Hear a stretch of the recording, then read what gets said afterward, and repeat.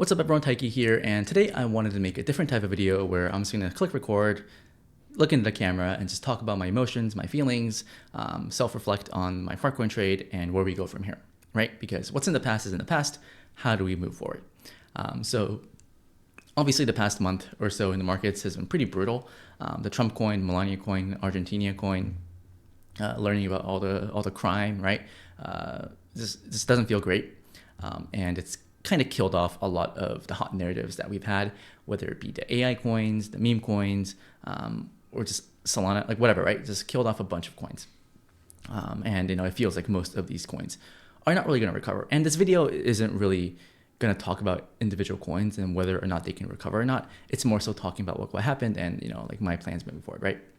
So obviously, if you've been, following me, you know that I put on like a really big trade when it comes to Fartcoin. And I discovered Fartcoin back in October. I built conviction in it in November, like early November. I was averaging on the way down. I was averaging on the way up, November, December, January.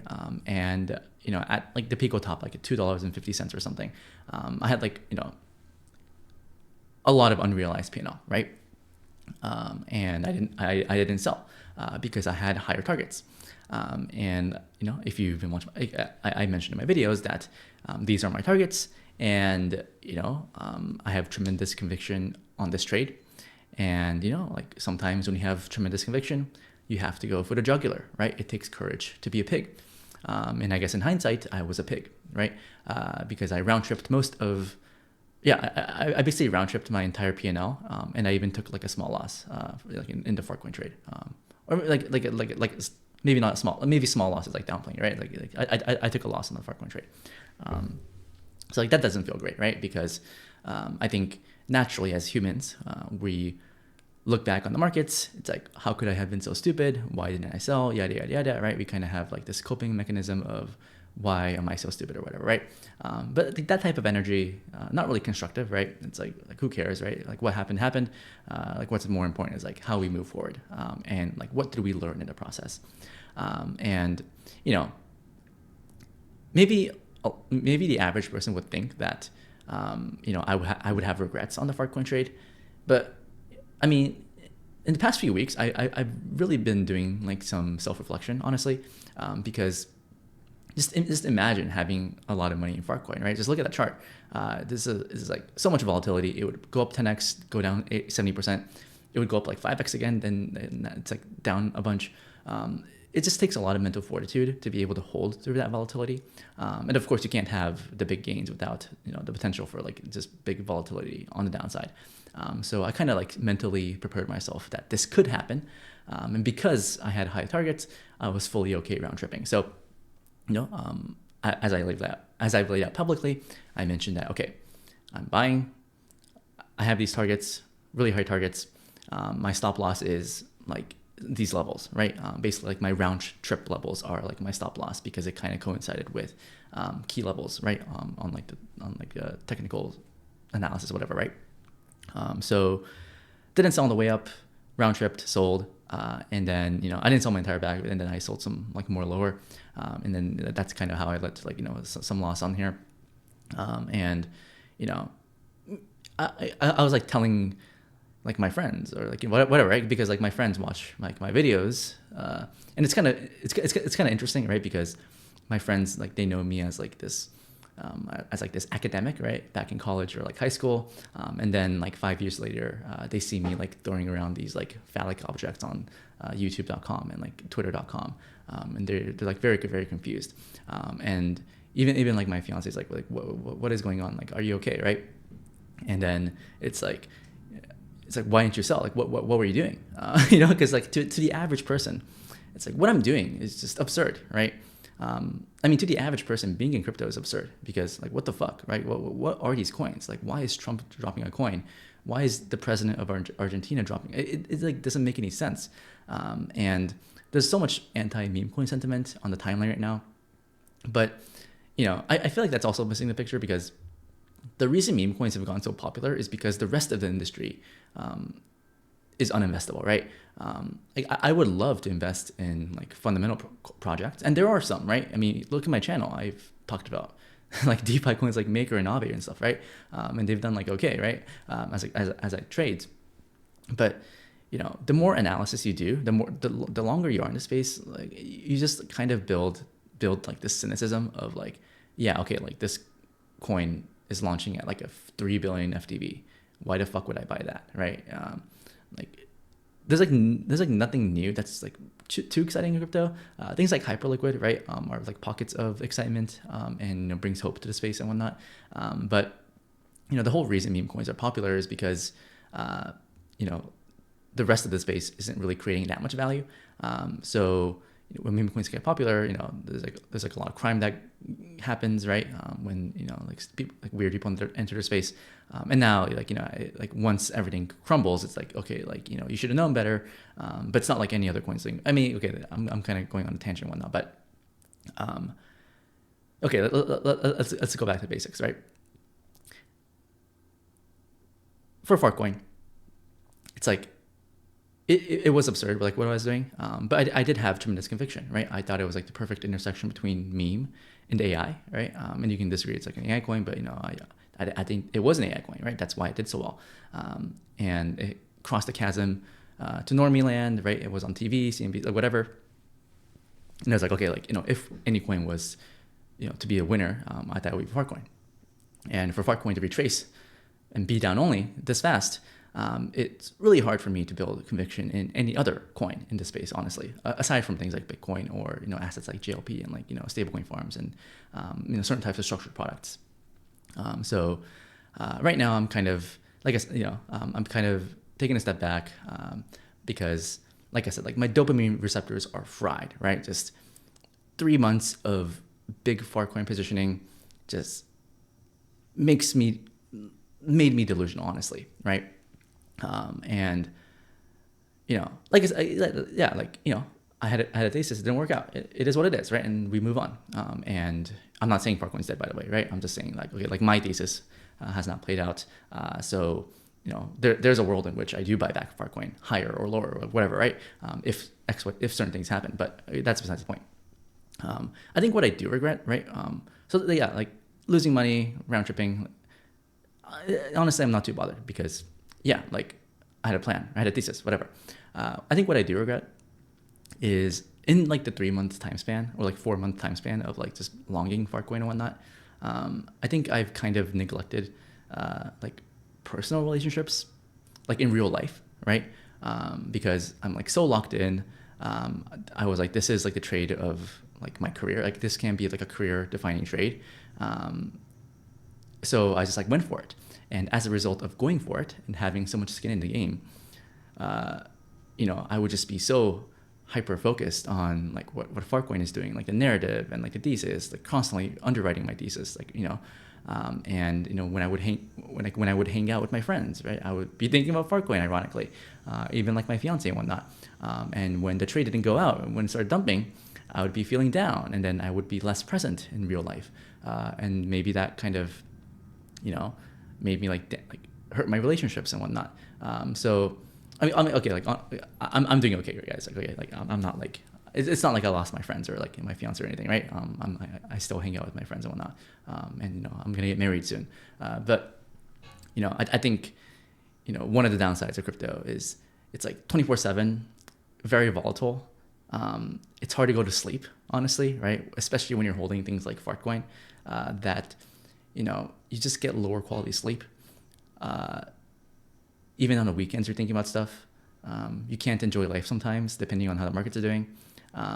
And, you know, one can argue that, well, if you're going to feel that way, then you shouldn't like bet that big or whatever, right? But also, right, it's like, you know, there are certain points in life where like the market presents an opportunity and you, I mean, okay, this is objective, obviously. Sorry, subjective, honestly. But sometimes you just have to go for it, right? It's like I really don't think I took on like too many crazy trades in the past 2-3 years, honestly, right? It's only like the Fartcoin trade that was like really like absurd and out there. And that's because I was like, okay, like this is an opportunity. Let me step on the pedal. Let me go from 0 to 100 and just really focus on like on this opportunity. And though it didn't pan out, like on the crypto side, I really don't have any regrets. But like maybe, it kind of affected like my personal life where I'm like less present, less like more distant and whatnot. And maybe like, that's something I need to like manage myself. Because, you can't, it's hard to perform at your best financially, like market wise, if you're not like healthy, right? Like not only physically, but also mentally. And, there's all sorts of factors that go into like one's mental health and like physical health. But anyways, yeah, like so far, yeah, round trip gains, lost money. It is what it is. I'm down a lot from the highs. But I guess for me, like I have to also be grateful, right? Because I think I mentioned this earlier, but sometimes like last cycle, a few years ago, I would like lose money or like just make some boneheaded decisions, and I would be coping for like a month because I'm like angry at myself or whatever. But then like if you're angry at yourself for like a month, then like that's like 1 month of like you just like not being productive, right? And that's like a waste of time too. So it's like, okay, like what's next, right? And I try to be like a very optimistic individual, right? So I'm still optimistic when it comes to crypto. Obviously, I still like the tech and whatnot, yada yada yada. But let's talk about like my personal growth, right? So this is personal, so maybe I'm not sure if like this is relevant for anyone, but I'm just gonna. You're watching this video, so I'm just gonna talk about it. I took some notes here. So like I said, like all we can do right now is like regroup, right? And be better next time, right? Like learn from our mistakes or learn from our successes, like whatever. And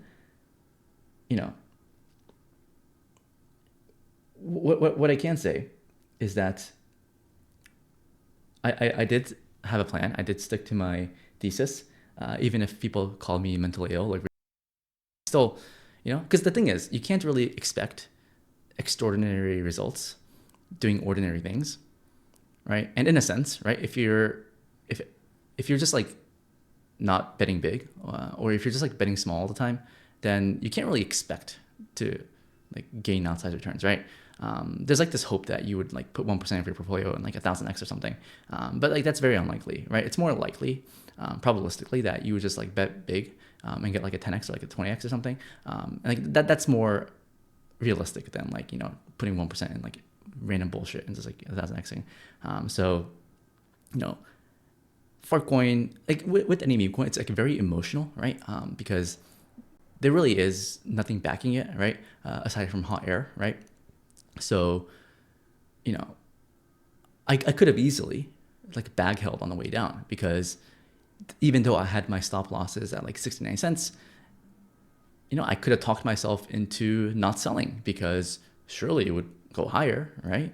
But no, like I stuck to my plan, and I'm pretty proud of that, even though even if my plan was objectively, I still stuck to my plan.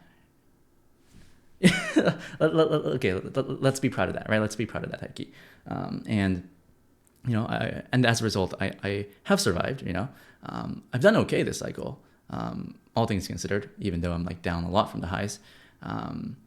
But the highs is like whatever, right? It's like that high number is not even real to begin with. So like who the fuck cares? And all I can say is that, okay, like next trade I take, I've learned a lot, right? I think I've matured emotionally, mentally, all that. So I think the next trade I do end up taking, I'll manage a lot better.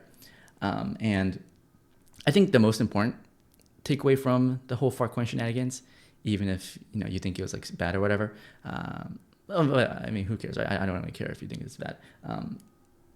I think the biggest takeaway for me was that I have proven to myself that I can take like a left curve trade, a mid curve trade, and a right curve trade, right? And you can argue if Fartcoin was like left curve or right curve, right? Maybe it's like more left curve, or maybe it was like right curve. I mean, honestly, like no one knows, right? everyone pretends to be right curve, but most people are like mid curves, and a lot of people know me as the mid curve guy, right? It's like, DeFi coins, whatever. And I'm good with like the DeFi stuff, right? I'm good with the DeFi, I'm good with like the mid curve trades. I have a good track record for like mid curve trades. I'm consistently profitable when it comes to mid curve trades. But historically, I've been pretty bad when it comes to left curving. And I've lost money in like basically every meme coin trade. I lost money in Fartcoin too, so like maybe that's not even good. But at least I was able to like identify like a left curve play really early and like bet big. Of course, maybe I need to get better on the selling side. And honestly, I'm usually like really good at buying stuff at like good prices. I'm just like really bad at selling. So I just need to get better at selling. It's a lot easier said than done though, right? Maybe next time around, even if I have like ridiculous price targets, I just have to sell on the way up. It's probably good to have a plan for selling on the way up and selling on the way down, because I had plans for selling on the way down, but not selling on the way up. I did, but like my selling on the way up plan was like much higher. So, like for me, I can walk away optimistically, telling myself that,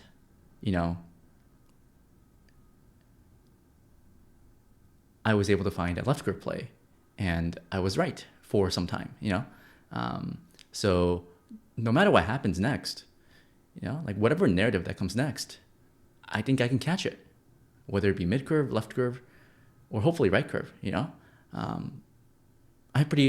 actually have pretty good high, like I my confidence in myself is a lot higher now than it was like September 2024, let's say, right, when the markets were choppy, and we really didn't have no idea what was going on, and I can only take that, and I need to take that with me to the future.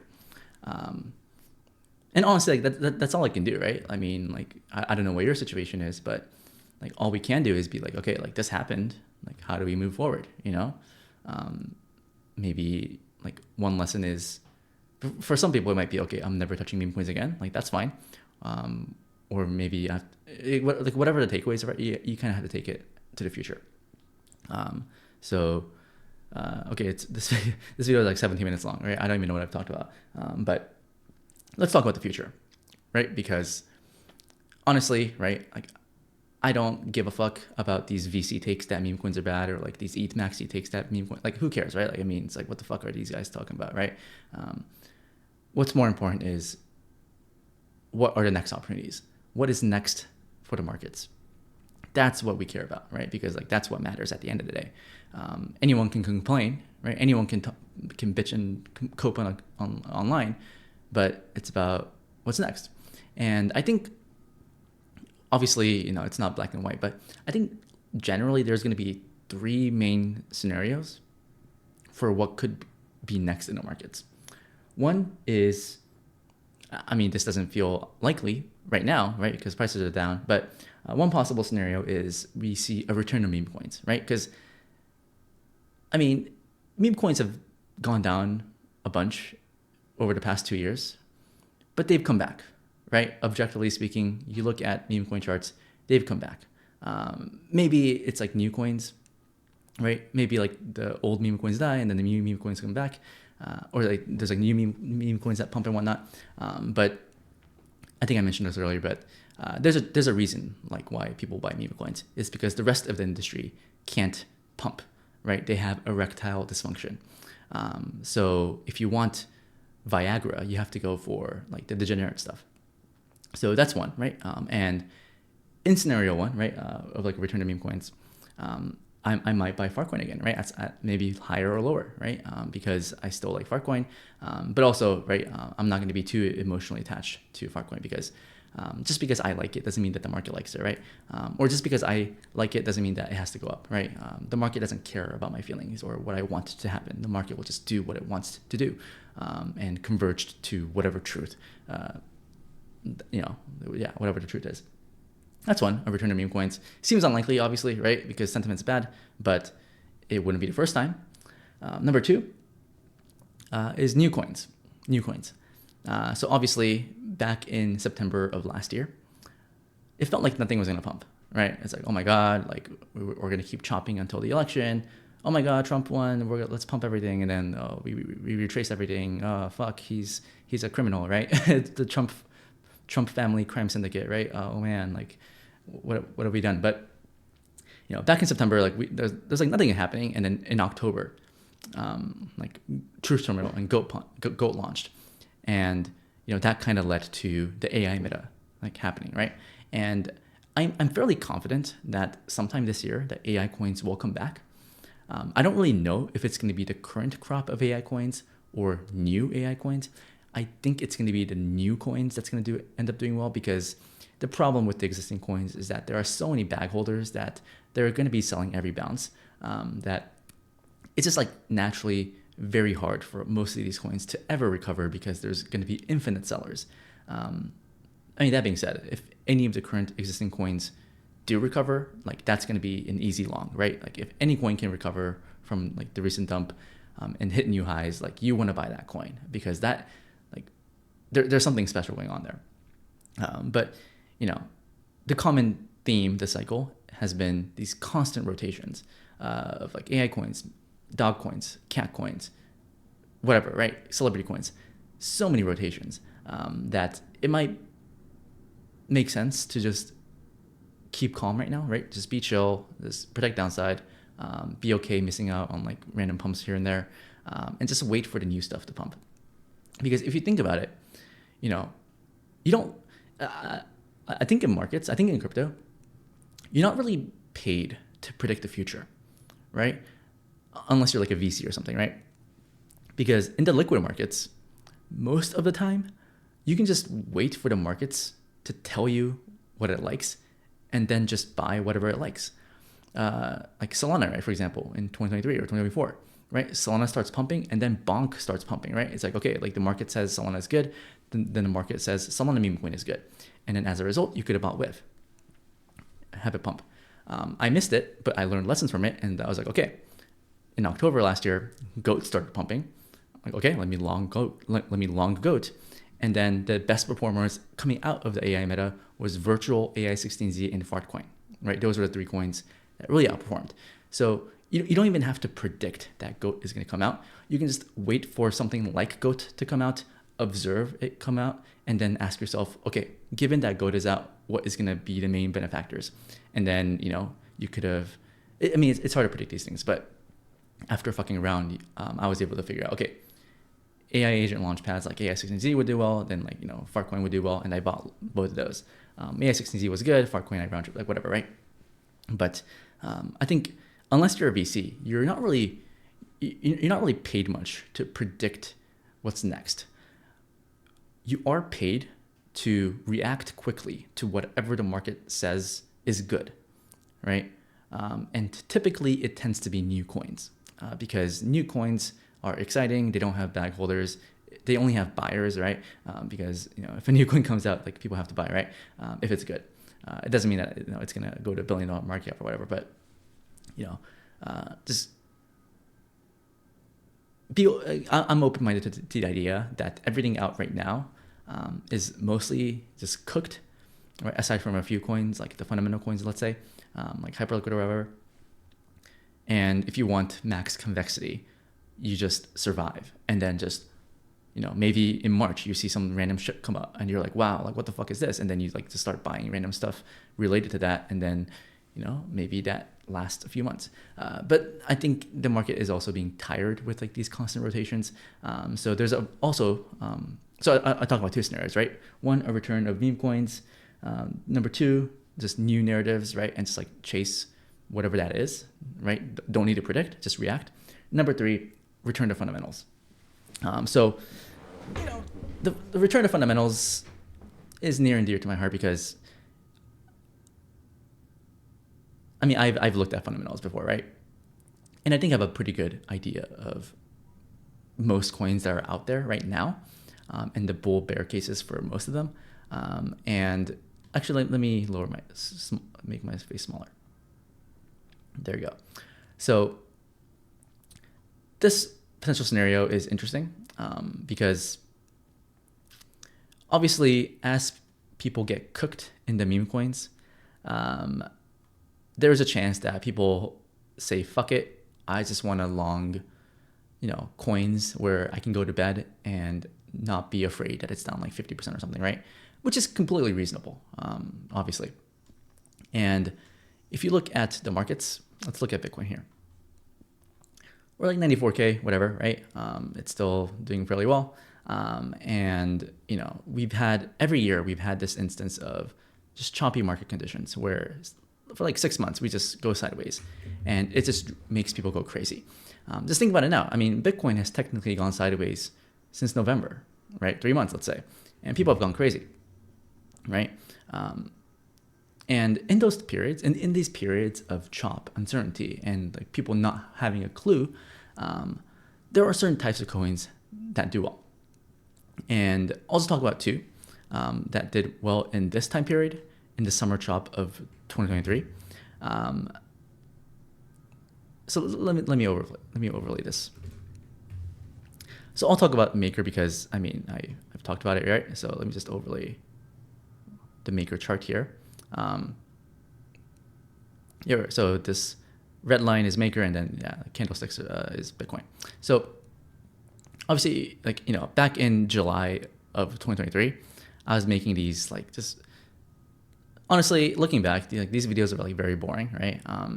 But I'm pretty proud of it, honestly, right? Because it was fundamental based or not.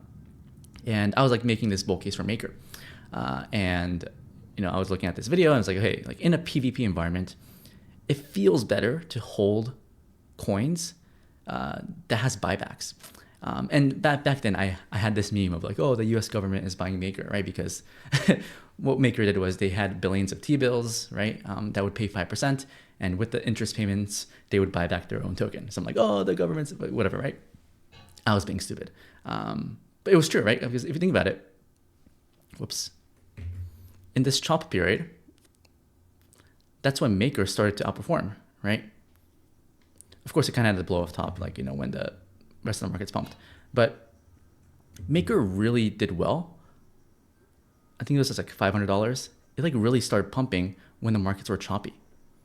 Because when the markets are uncertain, people like to buy stuff that when the protocol is buying back the token, right? Because it feels psychologically better, and the market places a premium for coins with buybacks. And that's one of the reasons why I think Hyperliquid can do well, despite Hyper EVM launching and it being sold in news. Yeah, that made sense. But I think Hyperliquid will do well because they have buybacks. By the way, I'm not shilling Maker, right? I'm just using it as an example of a buyback token. Another example is something like Rollbit, right? So I don't have a Rollbit position. I'm just observing, right?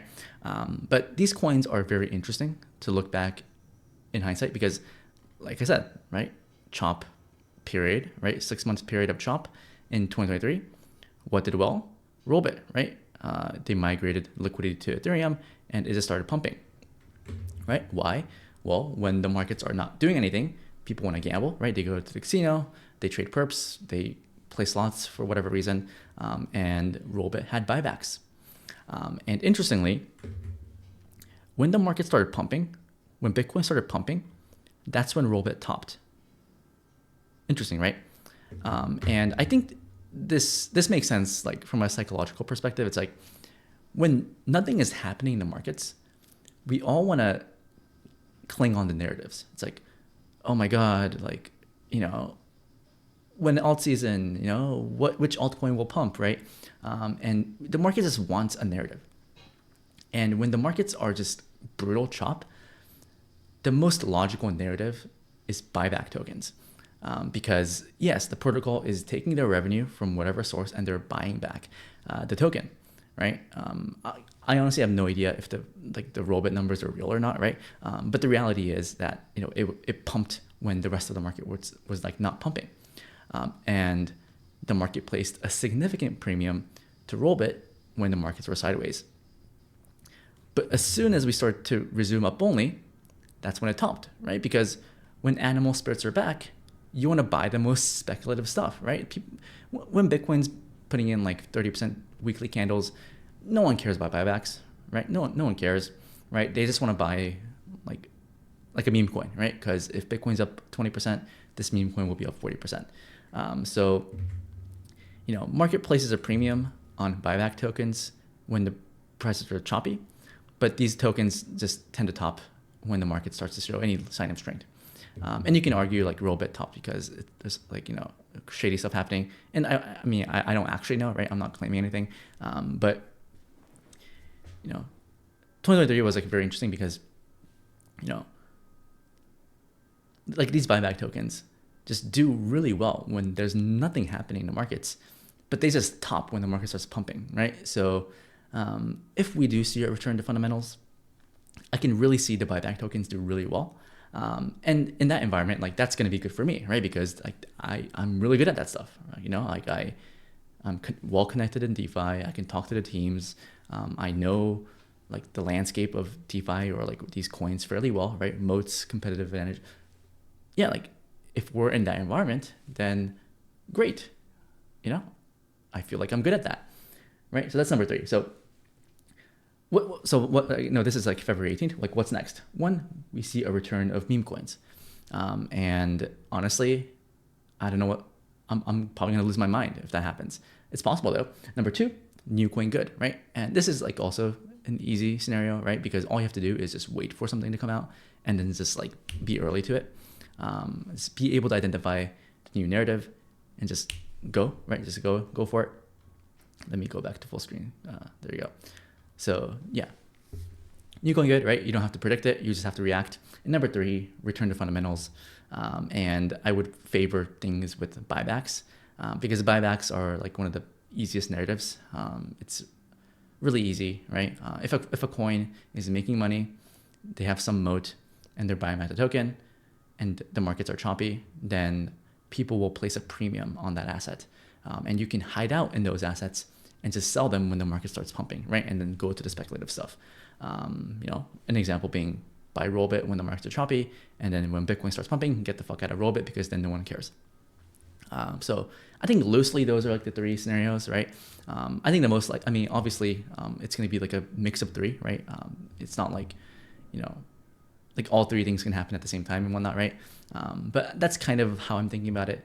I don't think I need to redeploy immediately right now. I think because people are licking their wounds, there's ample time to reposition, think about, what's next. And also just farming, right? Just farming, whatever, right?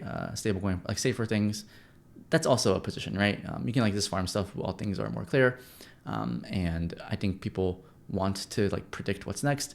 But I think generally in crypto, you don't have to predict. You just have to react. You do have to be able to predict that. Okay, there's this new thing. Will people like it? There's some predictive ability you have to apply there. But it's one of those things where if you see it, it's oh yeah, AI agents. Wow, this thing is gonna send. It was pretty obvious back in October. And I have a feeling that another AI narrative is going to just start pumping this year. And I think it's most likely going to be new coins. I don't know what it's going to be though, right? Or maybe it's robotics. I don't even know, right? It's probably going to be AI, honestly.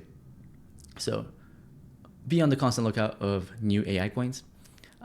Be on the lookout for fundamental coins like buyback coins in the case that the markets do chop sideways. And you can just buy those and then dump on the funds once they start buying them, right? Or just be on the lookout for just the return of memes because I really don't think it's that absurd, right? The meme coin narrative. I think the hate against meme coins for the Trump coin, Melania coin, Libra coin, that's completely justified. But the reason people buy memes is because people can't buy, but it's hard to make money with other narratives. I mean, obviously it's hard to make money on meme coins in general as well. But it's this, the desire for people to gamble, right? And buy stuff. That's never going to go away. And as soon as, enough time has passed. It's like we're gonna see some form of meme coins come back again, right? Like let's be real here. It doesn't matter if you like it. It doesn't matter if you dislike it, right? You can choose to participate. You can choose to not participate. And I honestly don't know what I'm gonna do, but you know, okay, let's wrap up. This video is getting long. So what did I say? Let me look at my notes here. Yeah, markets feels bad, but you know, it's hard to be bearish after everything has like dumped so much, right? So now is the time to think about what is next, and then like allocate accordingly to like what could be next. You know, for me personally, right? I have some lessons and takeaways from the Fartcoin trade, where, you know, I really don't regret the fact that I round tripped, but maybe, you know, I have to learn how to sell better. I have to, like I'm proud of my ability to remain objective and, you know, stick to my plan even though it felt like shit, but also, you know, not let the market affect me like personally, right? Because I don't want to damage my real life relationships, whether it be like, you know, financial, not financial, like friends or like loved ones. And then just like, you know, before looking, it's okay, you know, like what happened has happened. How do we bounce back? That's the most important. And forward look, like if we look forward, yeah, like, you know, there's, you know, certain things that can do well. It could be fundamental coins, it could be meme coins. I think the bull case for fundamental coins are mostly understood. So I think it's pretty hard. It's not gonna be easy. But you know, I think the market has, you know, shown us some patterns over the past. I think buyback tokens, people will like just place a premium on it, and then people will sell it once, you know, like the more speculative stuff returns. And also like farming is like not too bad, right? You can like farm.